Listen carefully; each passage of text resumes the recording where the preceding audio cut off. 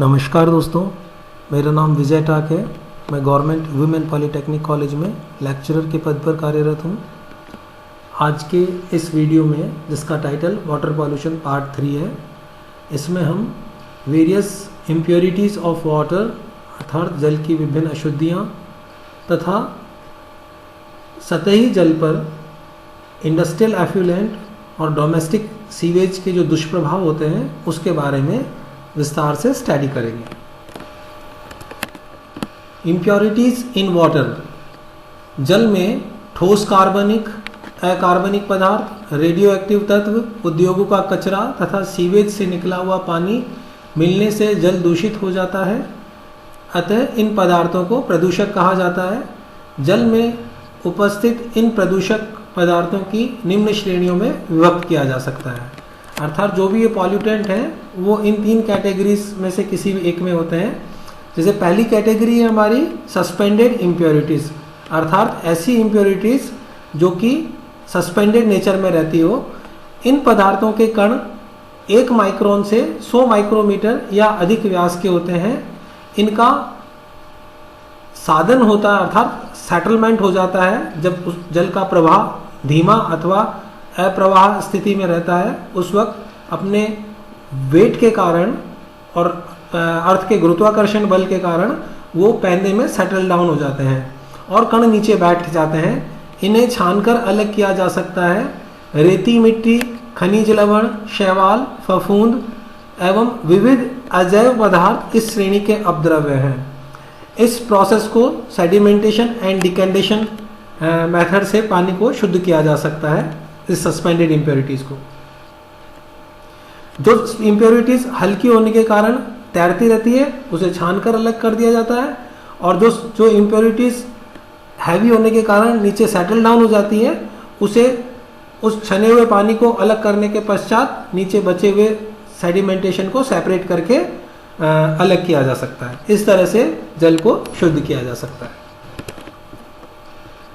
इन impurities की उपस्थिति में जल मटमैला दिखता है अर्थात टर्बिड वाटर दिखता है। दूसरी तरह की इम्प्योरिटीज़ होती है वो कोलाइडल इम्प्योरिटीज़ कहलाती है। इन अपद्रव्य पदार्थों के कण कोलाइडल रूप में उपस्थित रहते हैं। ये कण अति सूक्ष्म होते हैं अर्थात 0.001 माइक्रोन से लेकर 1 माइक्रोन के बीच का इनका साइज होता है। अतः इन्हें छानकर अलग करना संभव नहीं है। इन कणों की उपस्थिति से जल में धुंधलापन अर्थात टर्बिडिटी आ जाती है। जल का प्राकृतिक हरा, नीला अथवा अन्य रंग इन्हीं अशुद्धियों के कारण दिखता है। धूल, मिट्टी, रेत, खनिज, कार्बनिक तथा अकार्बनिक पदार्थ, सिलिका एवं विभिन्न धातुओं के ऑक्साइड जैसे एल्यूमिनियम ऑक्साइड, आयरन ऑक्साइड आदि, बैक्टीरिया इत्यादि इसी श्रेणी के इम्प्योरिटीज़ होती हैं। तीसरी तरह की जो इम्प्योरिटीज़ होती हैं वो डिसॉल्व्ड इम्प्योरिटीज़ होती हैं, जो कि पानी में डिसॉल्व हो जाती है, घुल जाती है। प्राकृतिक जल जब विभिन्न स्थानों से बहता है तो उसमें अनेक ठोस, द्रव एवं गैसेस घुल जाती हैं। जल में घुलित ठोस पदार्थों की सांद्रता को ppm इकाई में मापा जाता है, पार्ट पर मिलियन। इन ठोस पदार्थों के कणों का व्यास 10 माइक्रोन से अधिक नहीं होता। ये अशुद्धियां जल के रंग, गंध और स्वाद को प्रभावित करती हैं। इनके उदाहरण हैं oxygen gas, carbon dioxide gas, sulphur dioxide gas, hydrogen sulphide, HCO3 ion, carbonate ion, sulphate ion, chloride ion, fluoride ion, nitrate ion, phosphate ion, sodium ion, potassium ion, calcium ion, magnesium ion, iron ion और manganese iron और ammonia ion एवं कार्बनिक अपशिष्ट आदि इस श्रेणी में के अपद्रव्य पदार्थ हैं। जल प्रदूषण के विभिन्न स्रोत। जल प्रदूषण के मुख्यतः प्राकृतिक स्रोत हो सकते हैं या मानवीय स्रोत हो सकते हैं। प्राकृतिक स्रोत में प्राकृतिक रूप से भी जल का प्रदूषण होता रहता है। इसका कारण सॉइल इरोजन, खनिज पदार्थ, पौधों की पत्तियां, ह्यूमस तथा जंतुओं के मलमूत्र का जल में के प्राकृतिक स्रोतों में मिलना है। यह प्रदूषण बहुत धीमी गति से होता है। किंतु अवर्षा की स्थिति में जलाशयों में कम पानी रहने पर इनके दुष्प्रभाव गंभीर हो सकते हैं, क्योंकि जब जल कम रहेगा तो इन अशुद्धियों की कंसंट्रेशन सांद्रता में वृद्धि हो जाएगी। जल में कुछ विषैली धातुएं भी घुली होती है, जैसे आर्सेनिक, लेड, कैडमियम, मर्क्यूरी, निकल, beryllium, cobalt, molybdenum, tin, vanadium आदि ऐसी धातुएं हैं। अशुद्धियों के मानवीय स्रोत भी होते हैं। मानवीय स्रोत में जो प्रथम है वो है घरेलू बहिस्राव अर्थात डोमेस्टिक एफ्लुएंट। घरेलू कार्यों में उपयोग किया जल अन्य अपशिष्ट पदार्थों के रूप में एफ्लुएंट के रूप में बहा दिया जाता है। इस एफ्लुएंट में सड़े फल, तरकारियां, चूल्हे की राख, कूड़ा करकट, डिटर्जेंट, साबुन इत्यादि पदार्थ सम्मिलित होते हैं। इनमें से डिटर्जेंट पदार्थ जिन रसायनों से बने होते हैं उनका जल में उपस्थित बैक्टीरिया भी डिग्रेडेशन नहीं कर पाता है, अतः इन पदार्थों का प्रभाव स्थायी रहता है अर्थात लंबे समय तक रहता है। सीवेज, वाहित मल, जल प्रदूषण का ये सबसे बड़ा स्रोत माना जाता है। इसमें मानव के मलमूत्र का समावेश होता है। अधिकांश स्थानों पर ये पदार्थ बिना उपचारित किए ही नदी, नालों या तालाबों में बहा दिए जाते हैं, जो कि प्रदूषण का एक बड़ा कारण बनता है। वाहित मल में कार्बनिक एवं अकार्बनिक दोनों प्रकार के पदार्थ होते हैं। कार्बनिक पदार्थों की अधिकता से विभिन्न सूक्ष्मजीव जैसे बैक्टीरिया, वायरस, अनेक एक कोशीय पौधे एवं जंतु, फफूंद आदि तीव्रता से वृद्धि करते हैं एवं वाहित मल के साथ पेयजल स्रोतों में मिल जाते हैं। उल्लेखनीय है कि मनुष्य की आंत में रहने वाले ई कॉलाई बैक्टीरिया की जल में उपस्थिति को जल प्रदूषण का सूचक माना जाता है, और ये ई कॉलाई है वो मानव मल में हमें मिलता है, उससे जल में प्रवाहित हो जाता है। इंडस्ट्रियल एफ्लुएंट, औद्योगिक बहिस्राव अर्थात उद्योगों से निकलने वाला अत्यंत अशुद्ध बहिस्राव। प्रत्येक उद्योग में उत्पादन प्रक्रिया के उपरांत अनेक अनुपयोगी पदार्थ शेष बचते हैं। ये पदार्थ जल के साथ मिलकर एफ्लुएंट के रूप में निष्कासित कर समीप की नदी या अन्य जल स्रोत में बहा दिए जाते हैं। औद्योगिक एफ्लुएंट में अनेक धात्विक तत्व तथा अनेक प्रकार के अम्ल, क्षार, लवण, तेल, वसा आदि एवं विषैले पदार्थ होते हैं जो जल प्रदूषण कर देते हैं। लुगदी तथा कागज उद्योग, शक्कर उद्योग, कपड़ा उद्योग, चमड़ा उद्योग, मद्य उद्योग अर्थात लिकर बिजनेस, डिस्लरीज, औषधि निर्माण, रसायन उद्योग एवं खाद्य संसाधन उद्योगों से विभिन्न प्रकार के अपशिष्ट पदार्थ एफ्लुएंट के रूप में नदी नालों में बहाए जाते हैं। इन प्रदूषक पदार्थों से जल दुर्गंध युक्त एवं गंदे स्वाद वाला हो जाता है।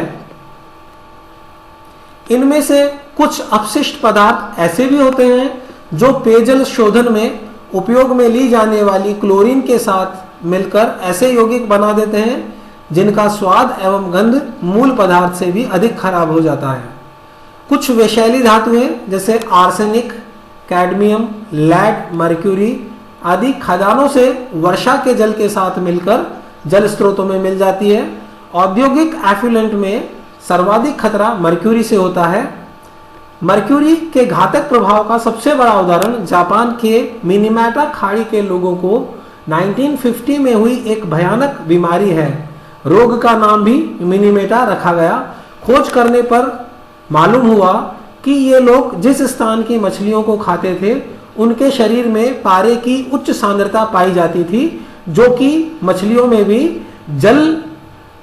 समुद्री जल के ग्रहण करने से या उस लोकल स्थान के ग्रहण करने से जिसमें पारा घुलित अवस्था में रहता है उसकी वजह से मछलियों तक वो पहुंचा था। इस खाड़ी में एक प्लास्टिक कारखाने से पारे का एफ्लुएंट होता था। नेक्स्ट है एग्रीकल्चर एफ्लुएंट। अत्यधिक रासायनिक उर्वरक एवं कीटनाशक के प्रयोग से कृषि बहिस्राव में अनेक ऐसे पदार्थ होते हैं जो पेयजल में मिलने से उसे प्रदूषित करने में प्रत्यक्ष या परोक्ष रूप से सहायक होते हैं। अधिकांश उर्वरकों में नाइट्रोजन एवं फास्फोरस होता है। अधिक मात्रा में जलाशयों में पहुंचने पर ये शैवाल उत्पन्न करने में सहायक होते हैं। अत्यधिक शैवाल अर्थात एल्गेई जमा होने से जल पीने योग्य नहीं रह पाता तथा उसके अपघटक बैक्टीरिया की संख्या भी अत्यधिक हो जाती है, अर्थात ऐसे बैक्टीरिया जो उन्हें डिकम्पोज करते हैं, माइक्रो ऑर्गेनिज्म। इनके द्वारा की जाने वाली डिकम्पोजिंग एक्टिविटी में एक्शन में जल में घुलित ऑक्सीजन की मात्रा घटने लगती है और जल और अधिक प्रदूषित होने लगता है। इस पूरी प्रक्रिया को ही हम वाटर बॉडीज का यूट्रोफिकेशन या झीलों का समृद्धिकरण भी कहते हैं। कीटनाशकों एवं खरपतवार नाशकों के रूप में उपयोग में लिए जाने वाले रसायन जैसे पारा, क्लोरीन, फ्लोरीन, फास्फोरस जैसे विषैले पदार्थों से बने होते हैं। ये पदार्थ निम्न प्रकार से कार्बनिक एवं अकार्बनिक रसायनों से बनते हैं। अकार्बनिक से बनने वाले जैसे आर्सेनिक के यौगिक, पारे के यौगिक, गंधक के यौगिक, और कार्बनिक से बनने वाले पारा या क्लोरीन युक्त हाइड्रोकार्बन एवं तांबा, फास्फोरस के कार्बनिक धात्विक यौगिक।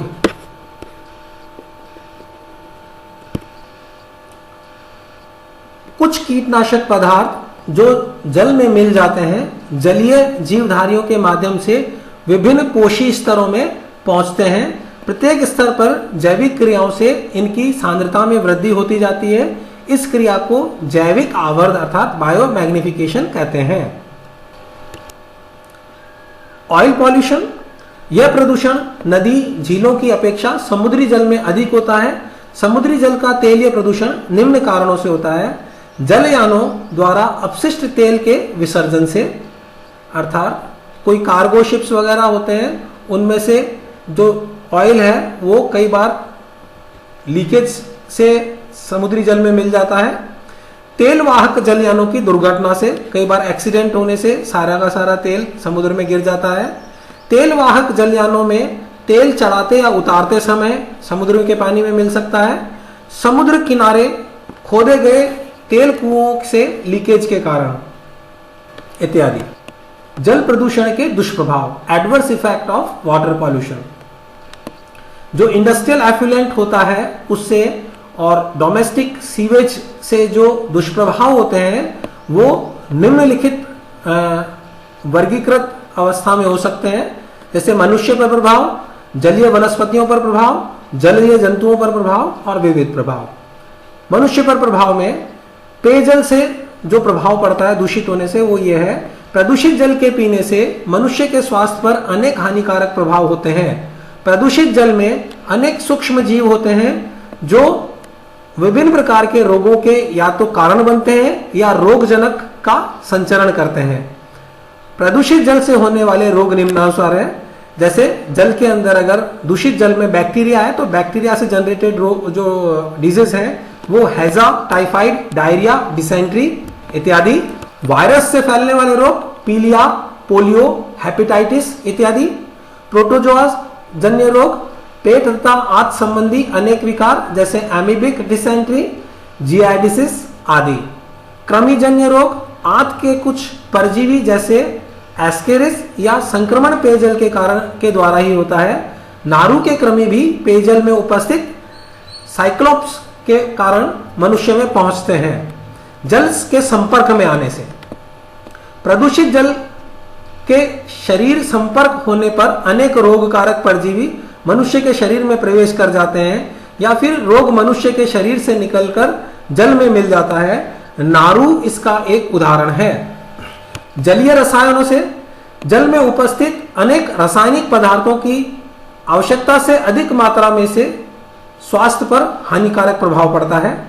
जलीय वनस्पति पर होने वाले प्रभाव, जलीय प्रदूषित जल से जलीय वनस्पति पर निम्न प्रभाव होते हैं। एफ्लुएंट्स में उपस्थित अधिक नाइट्रोजन एवं फास्फोरस से शैवाल में अतिशय वृद्धि होती है। सतह पर अधिक मोटी काई की परत के कारण सूर्य प्रकाश अधिक गहराई तक नहीं पहुंच पाता और जल के अंदर जो घुलित ऑक्सीजन है उसकी मात्रा में भी तेजी से कमी आने लगती है। प्रदूषित जल में अन्य सूक्ष्म जीवों की संख्या बढ़ती है, माइक्रो ऑर्गेनिज्म की संख्या बढ़ती है। ये माइक्रो ऑर्गेनिज्म समूह में एकत्रित हो जाते हैं जिन्हें मल कवक सीवेज फंगस के रूप में जाना जाता है। प्रदूषक तत्व धीरे धीरे तलहटी पर जमा होते जाते हैं, फलस्वरूप जड़ वाले जलीय पौधे समाप्त होने लगते हैं एवं जलीय खरपतवार, जल हाइसिंथ, जलीय फर्न, जलीय लैट्यूस आदि में वृद्धि होने लगती है, जो कि खरपतवार की श्रेणी में आते हैं।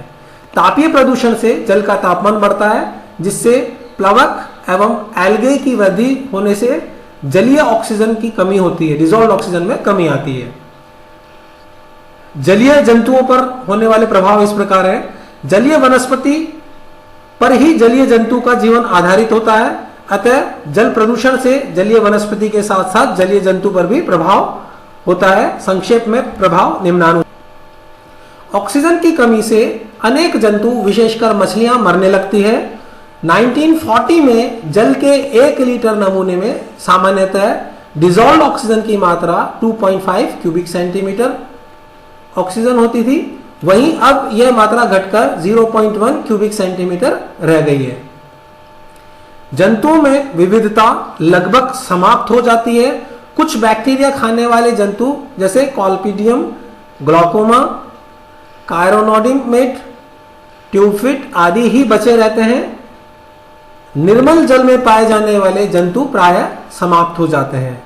कृषि एवं औद्योगिक एफ्लुएंट में आने वाले अनेक रासायनिक पदार्थ न केवल जलीय जंतुओं के लिए घातक होते हैं, वरन अन्य चौपायों, गाय, भैंस, बकरी, भेड़ इत्यादि द्वारा उसे पीने पर उन पर भी घातक प्रभाव डालते हैं।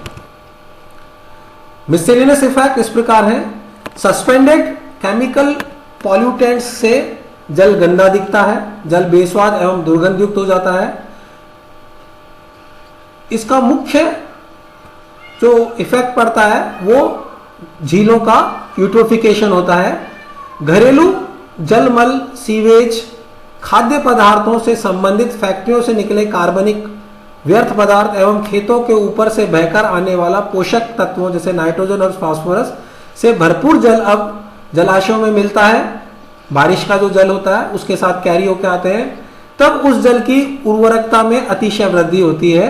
इस कारण से उसमें एक्वेटिक एल्गे की इतनी वृद्धि होती है कि जलाशयों की पूरी सतह एल्गे से ढक जाती है।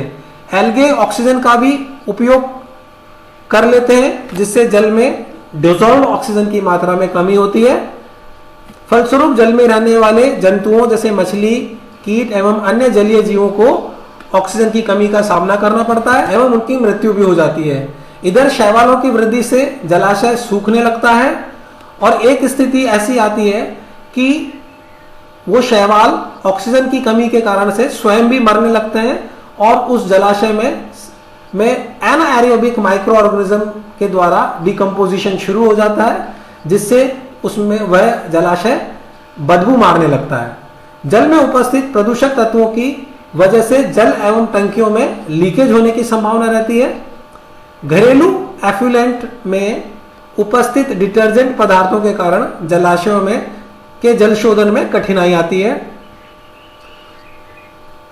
सीवेज के विघटन से अनेक ज्वलनशील पदार्थ बनते हैं, जिससे कभी कभी भूमिगत नालियों में विस्फोट हो जाते हैं।